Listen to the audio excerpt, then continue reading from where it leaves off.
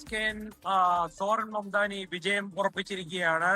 മുഖ്യധാരാ മാധ്യമങ്ങൾ New York times ഉൾപ്പെടെയുള്ളവർ ഈ വിജയം ഉറപ്പിച്ചതായിട്ടുള്ള വാർത്തകൾ കൊടുത്തു കഴിഞ്ഞിരിക്കുകയാണ്. ഏതാണ്ട് ഏറ്റവും ഒടുവിലെ റിപ്പോർട്ട് അനുസരിച്ച് 75% വോട്ടുകൾ എണ്ണിക്കഴിഞ്ഞപ്പോൾ 8,60,000 വോട്ടുകളാണ് മംദാനിക്ക് ലഭിച്ചിരിക്കുന്നത്.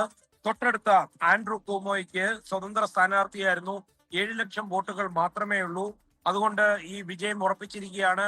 ന്യൂയോർക്ക് നഗരത്തിന്റെ ഞാനിപ്പോൾ നിൽക്കുന്ന ഈ ന്യൂയോർക്ക് നഗരത്തിന്റെ നഗരപിതാവായി സോറൻ മംദാനി എന്ന ഇന്ത്യൻ വംശജൻ, ഈ ന്യൂയോർക്കിന്റെ ചരിത്രത്തിൽ ആദ്യമായിട്ട് ഒരു ഇന്ത്യൻ വംശജൻ ഈ നഗരപിതാവിന്റെ കസേരയിലേക്ക് വരികയാണ്.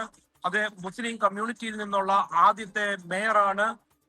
അങ്ങനെ ഒരുപാട് വിശേഷങ്ങളുണ്ട്. അത് മാത്രമല്ല, മംദാനിയുടെ അമ്മ മീര നായർ ഒറീസയിൽ നിന്നുള്ള പ്രശസ്തയായ സിനിമാ സംവിധായികയാണ്. അങ്ങനെ ഒരുപാട് കാര്യങ്ങളുടെ വിശേഷണങ്ങളുമായിട്ടാണ് മംദാനി വിജയം ഉറപ്പിച്ചിരിക്കുന്നത്.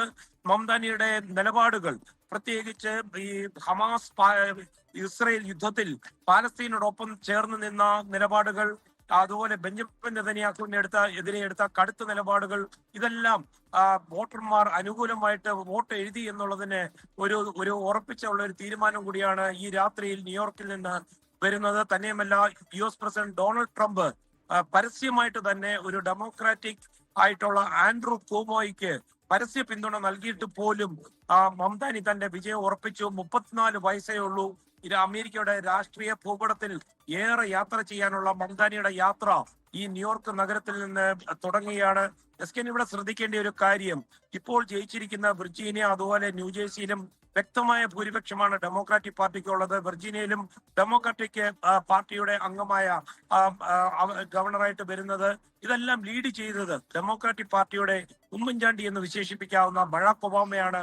ബറാക് ഒബാമയുടെ പൊതുസമ്മതം കൂടി ഈ തെരഞ്ഞെടുപ്പിൽ വിലയിരുത്തപ്പെടുകയാണ്. SKN.